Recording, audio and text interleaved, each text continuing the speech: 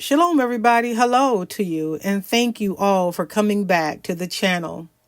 As you all know, Titus 2 talks about how to teach the young women, and particularly the aged women are to teach the young women. So here we are doing it live, and we hope that you are enjoying the channel. We want to say thank you for being here and thank you for subscribing. And if you haven't already subscribed, please consider doing so. Like it, share it, and always comment. We love to have your feedback. Tell us what you think about the conversation. So today's conversation is about what are the values of being a stay-at-home mom, a stay-at-home wife? Do we find value in that at all? What does society say about it? What does scripture say about it? Is there a scripture that even talks about it? What are our own personal opinions about it? So these three young ladies, along with their mom, we're going to be sitting around this table having that conversation. Please join in the chat. Tell us what you think about it. We'll be glad to hear from you. So sit back and enjoy. Here is our conversation already in progress. You got it? Okay. So Kaya, let's act quiet. Kaya, she the oldest. I know by 2 minutes. I know. I'm the oldest. Oh, you're the oldest? Okay. By 1 minute. I got it all wrong. I always thought you were the oldest. Mikhail's the oldest, by 1 minute. Okay, so we're going from the oldest to the youngest. Okay, so Mikhail is the oldest. Mikhail, what do you think? By 1 minute. The twins, the super twins. Mikhail. Mikhail, I have a question for you. So we talked about the other day about some women not valuing the idea of being a housewife. What are your views on being a housewife and or your views on being a career woman? Well, for me personally, I think I value being a housewife over a career woman because I think it's important to be involved with your children and to be able to raise them in a way that they should be, like teaching them. Because if you're being a career woman, you're sending them off to other people to teach your children, and other children are teaching them, and they're learning things that are not of the Most High and things like that. Right. And so when you do that, when you go to work and you just have them just off anywhere, anything can happen to them, they can be doing anything. That's right. All sorts of stuff. Especially what we know in schools, what they're teaching now to our young people. So yeah, I think that's a very good answer. But I'm going to turn the camera. We're gonna go to Kaya now. So Kaya, the same question for you. You want me to ask it again, or are you good? Okay. I agree with everything that she was saying, especially about being involved with your kids, staying at home with them, and raising them the right way, because your kids are getting exposed to a lot of stuff that you don't want your kids being exposed to. I personally want to be a housewife. Do you? But Nice. before I have kids, I do want to have start my business up. I want to be a chef. So I do want to do stuff like catering, stuff like that. Okay, that sounds good. Because being a chef, you can actually do that, even being at home wife, because they're not a personal chef, cooking at your house. So stuff like not working at a restaurant, but I'm saying stuff like being a personal chef, working at other people's homes, and just doing it there. Right. You can make it a family. And even when it comes to like events, when there's different events like Hebrew weddings, right? Right. When there are Sukkot and different feast days, you could be the main chef. Stuff like that. That would be awesome. So yeah, that would be a whole business. Yeah. You don't have to leave home. Go ahead. I would say another thing what me and her discuss is going to be teaching Kaya's kids while she's out doing her private chef, like not at a restaurant, but like when she goes to do her business start, like I could be doing her kids, and since she knows me and we're sisters, so she knows who's teaching her kids, right? And she'll still have time to go home and be with her own children, because the school's not going to last 8 hours. It's going to be a few hours, and it's going to teach things that you need to know, like life skills, how to run your own business, and even learn the most science stuff, because they don't do religious stuff in school, but we're going to be doing all of that in my school. Yeah. So you brought up a very interesting point, because when you look at the Amish, I'm just going to use these people as an example. I mean, they have a culture within themselves, right? Mm-hmm.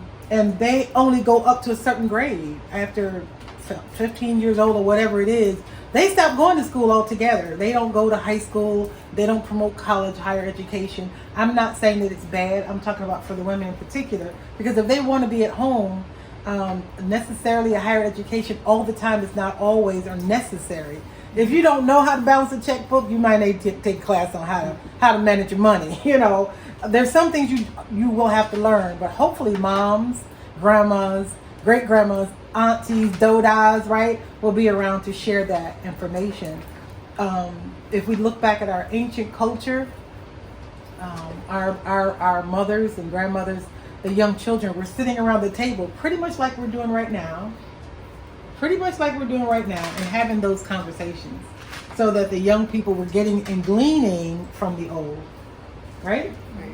So, okay now, Leah, it's your turn, girl. It's your turn. We ain't gonna forget you.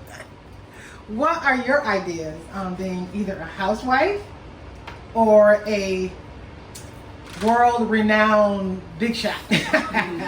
Well, I've always wanted to be a housewife for as long as I can remember, instead of like having like a career outside of the home. And I've just always wanted to do it because I wanted to be able to be around my kids and you know, have them gone all day and stuff. Right.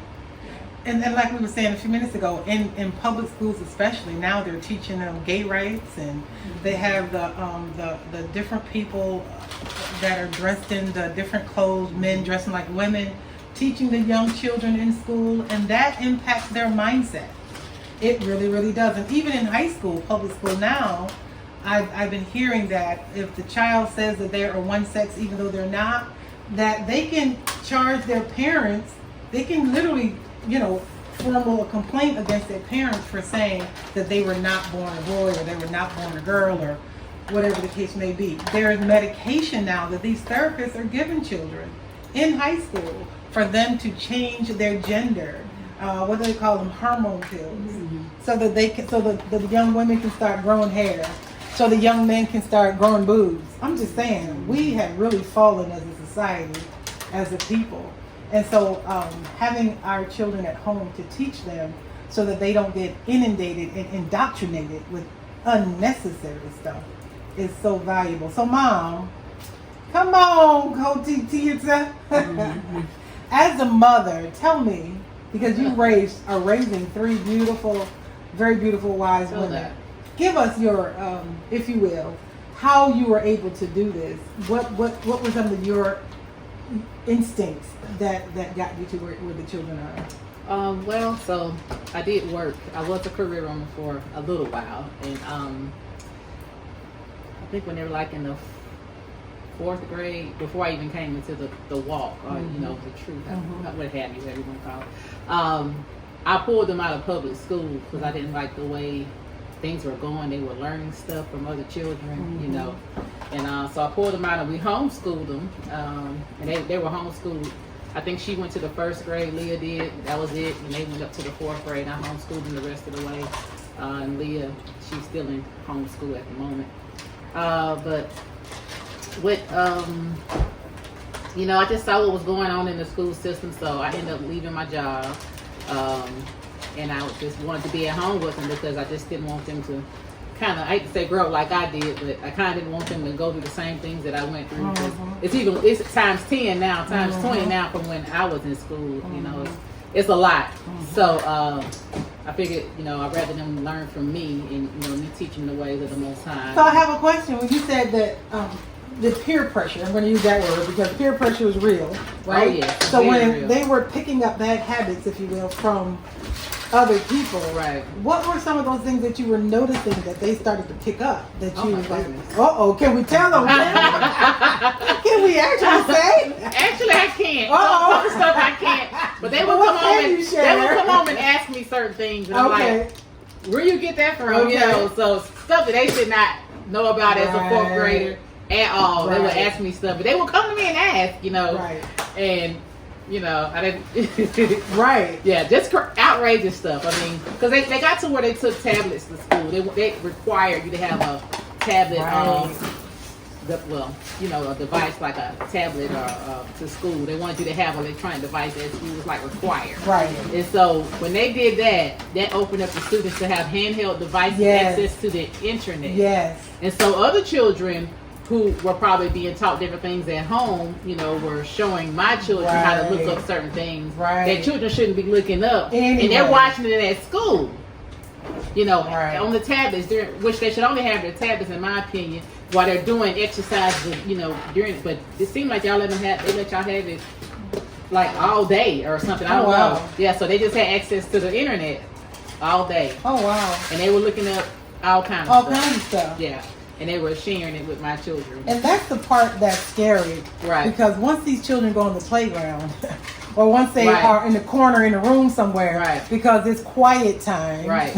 Right? You know, take your tablet to the nook and read. Right. You know, what are they reading? Who's really monitoring them? And so you would hope that they would have what they call restrictions or something. Yeah, parents. But there were no restrictions. Controls. Parental control. There weren't any parental controls. That's the thing. Yeah. Yeah. So it's important to we said rear your children at home, and give them the values that you want them to have, as opposed to somebody else's values. So yeah, very good. Well, there you go.